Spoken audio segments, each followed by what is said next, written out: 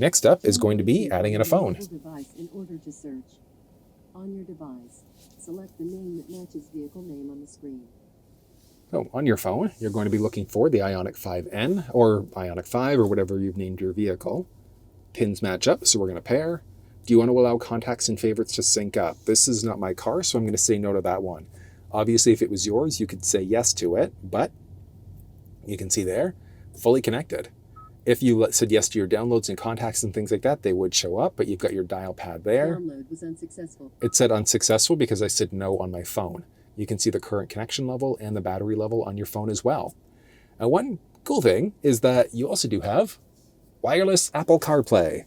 So one nice thing is that the vehicle is technically backwards compatible, so you could use a USB cable if you wanted to, but the car also has a wireless charge pad, so you could use wireless CarPlay while you're also wirelessly charging. So we'll take a second here to connect. I wonder, we're gonna have to go back home. Bueller?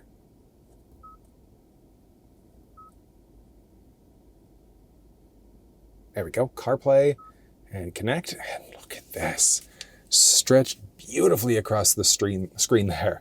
So on the outside of CarPlay, you've got the current time, your connection level, battery level, which map was open last, which audio application was open last, which miscellaneous application was open last, and then you can either go to your icon view, home screen, and then you can swipe across from there as well. So your home screen, you've got your map, search, and then if you've got an upcoming event, it's going to let you know. So I need to rock and or roll in about an hour. And then from there, you've got all of your icons, and the screen is very, very responsive.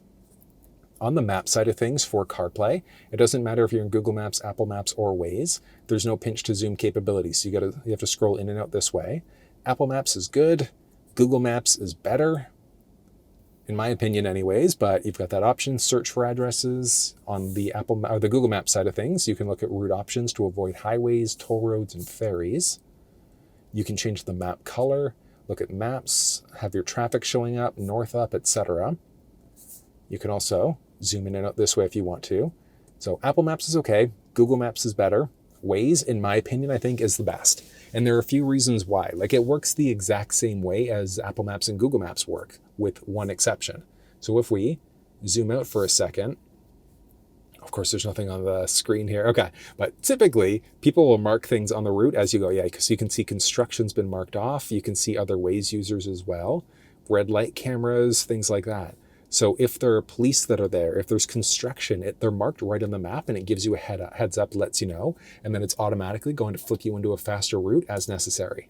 You can also mark things off yourself. So if there's traffic, if you see a police officer, there's crashes, hazards, and things like that, you've got the flexibility of letting other people know. I love using Waze. It's my go-to application. And then there are a series of other ones like audio. You've got YouTube Music. You've got VLC as an option if you have music on your phone. You can stream Bluetooth audio if you have music on your phone. Look at podcasts and things like that. There are a ton of different options available. Spotify is available as an option too.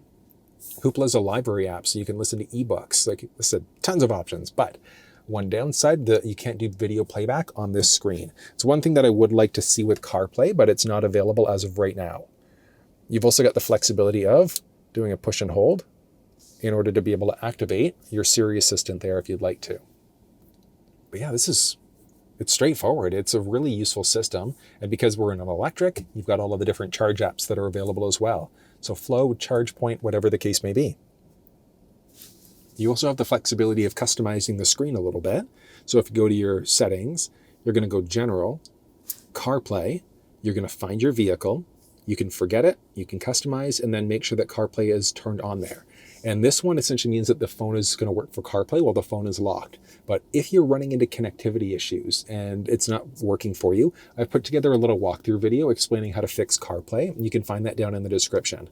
But we're looking at customizing here. So let's say if you love listening to your podcasts and you want to make sure that Waze is along the very top, you've got the flexibility to do it. If you want to remove icons, anything with a minus next to it, you can you can actually technically delete from the screen. They're still saved on the bottom though, so you could add them back in there if you wanted to.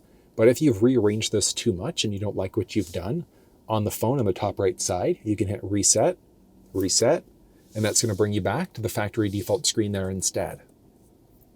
Straightforward. You can push the Hyundai icon there in order to get out of CarPlay, hop back through. Down the center, you've also got the home button that you can push in order to jump back into your home screen, back into CarPlay from there. And then if we go into Setup, Device Connections, you can see that I'm currently connected to the iPhone for CarPlay. You can deselect that if you want to and just be hooked up over Bluetooth for your phone calls, for audio, and then for Apple CarPlay. So I know that's a little bit of info, but that's how you set up Apple devices inside of the Ioniq 5. Setting up an Android device is the exact same process. So if you weren't on this screen, let's say we're back on the home screen there, all you're going to do, go into Setup, Device Connections, and Add New. Turn Bluetooth on in your mobile device in order to search. You're going to pull this up On your and device, looking for select Ioniq the name 5. that matches the- Perfect. And pins match up, so we're going to hit OK there. Perfect. And we're going to connect. Perfect. There we go. Oh, it's also asking me on the phone here, do I want to connect? So we're going to connect through to that. And perfect. Look at that. Android Auto is now fully connected. Perfect. And it's wireless as well, which is even better. So you do have the flexibility of being able to hook up over USB if you want to, but you can go wireless now. So it's like, why wouldn't you? And the reason why that's saying no is because I've been saying no to the settings that pop up here. But like I said, if this is your car, you could say yes, and it would connect all of your settings there. But very similar to the iPhone side of things, Android Auto is straightforward. So you've got your current, once that goes away, current time and connection level there. And then you've also got your map, your basics for Google there, phone, your voice assistant. You can set it up that way. You can also push and hold the voice assistant button on the steering wheel in order to activate it that way instead. Then you've got your basic split screen, but you can also hit there in order to go full screen instead. So if you prefer that full screen map, you've got the flexibility to be able to do it. You can search for addresses because this is Google Maps. You can also look at route options. So if you wanted to avoid things like highways, toll roads, things like that, you've got that flexibility. You can change up your heading there as well. Straightforward. I like that.